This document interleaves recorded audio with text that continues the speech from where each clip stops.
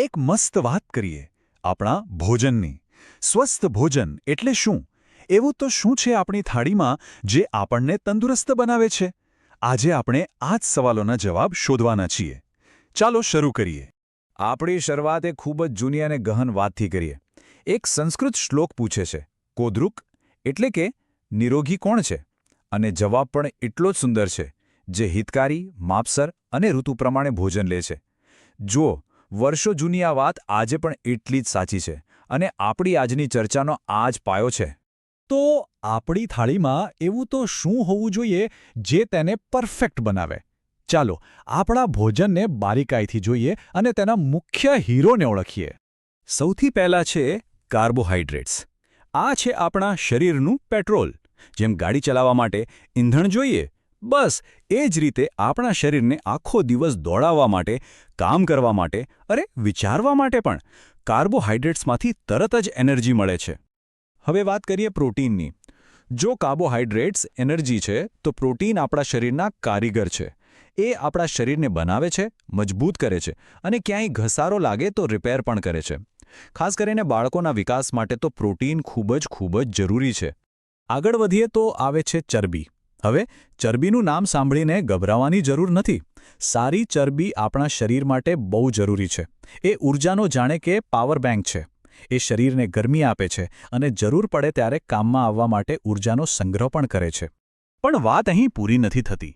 આ મુખ્ય ઘટકો સિવાય આપણા શરીરને કેટલાક સિક્યોરિટી ગાર્ડ્સની પણ જરૂર છે. એ છે વિટામિન્સ અને ખનિજો. ભલે એ ઓછી માત્રામાં જોઈએ, પણ એ આપણને બીમારીઓ સામે લડવાની તાકાત આપે છે.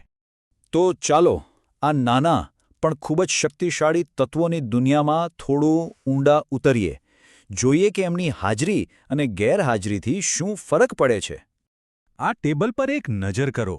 આ કોઈ ડરાવવા માટે નથી, પણ સમજવા માટે છે કે કેવી રીતે નાનકડી ઉણપ પણ મોટી તકલીફ ઊભી કરી શકે છે. દાખલા તરીકે, જો વિટામિન સી ઓછો હોય તો સ્કર્વી થાય, જેમાં પેઢામાંથી લોહી નીકળે. અને જો શરીરમાં આયર્ન ઓછું હોય તો એનિમિયા, એટલે કે સતત થાક અને નબળાઈ. આ જ કારણ છે કે આપણો ખોરાક સપ્તરંગી હોવો જોઈએ, જાતજાતના ફળો અને શાકભાજીથી ભરપૂર. સારું, તો આપણે પોષક તત્વો વિશે તો સમજ્યા, પણ આપણો દેશ ભારત એ તો વિવિધતાનો દેશ છે. અને આ વિવિધતા આપણી થાળીમાં પણ દેખાય છે.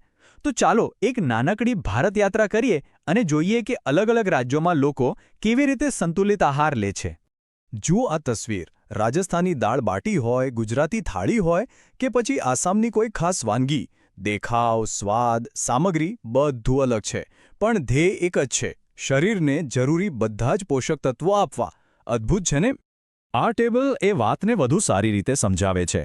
પંજાબમાં મક્કીની રોટી સાથે રાજમા, ગુજરાતમાં રોટલી ભાખરી સાથે દાળ, અને દક્ષિણ ભારતમાં ભાત સાથે સાંભાર. આ બધી જોડીઓ પાછળ એક વિજ્ઞાન છુપાયેલું છે. અનાજ અને કઠોળ મળીને શરીરને સંપૂર્ણ પ્રોટીન આપે છે. આપણા પૂર્વજો કેટલા સમજદાર હતા. પણ વાત ફક્ત શું ખાઈએ છીએ તેની નથી, કેવી રીતે બનાવીએ છીએ તેની પણ છે. અને છેલ્લા કેટલાક દાયકાઓમાં આપણા રસોડામાં તો જાણે ક્રાંતિ આવી ગઈ છે. અને જુઓ, આ તસવીર તો બધું જ કહી દે છે. એક બાજુ ચૂલાનો ધીમો તાપ અને ઘંટીમાં દળવાની મહેનત, અને બીજી બાજુ આપણો ચમકતો ગેસ સ્ટવ અને મિક્સર. હા, ચોક્કસપણે આપણું કામ એકદમ સહેણું થઈ ગયું છે, સમય બચે છે. પણ શું આપણે કંઈક ગુમાવ્યું પણ છે? પોષણની દ્રષ્ટિએ આ એક મોટો સવાલ છે, ખરું ને? તો આટલી બધી વાતો પછી આપણને શું શીખવા મળ્યું? ચલો ફટાફટ કેટલીક મુખ્ય વાતો પર નજર કરી લઈએ. એક એવી વસ્તુ જેને આપણે ઘણીવાર ભૂલી જઈએ છીએ: પાણી. પાણી માત્ર તરસ નથી छिपाવતું. એ આપણા શરીરમાં પોષક તત્વોને દરેક જગ્યાએ પહોંચાડવાનું અને અંદરની ગંદકીને સાફ કરવાનું કામ કરે છે. એટલે પૂરતું પાણી પીવું એ તંદુરસ્તી માટે ખૂબ જરૂરી છે.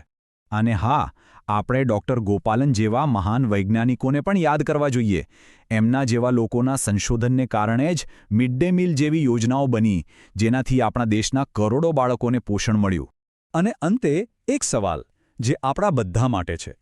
આજની આ ફાસ્ટ લાઈફમાં આપણે દાદી નાનીના નુસ્ખા અને આધુનિક વિજ્ઞાનની સગવડો વચ્ચે તાલમેલ કેવી રીતે બેસાડી શકીએ? કેવી રીતે આપણે પરંપરાનું જ્ઞાન અને આધુનિકતાની સરળતા બંનેનો લાભ લઈ શકીએ?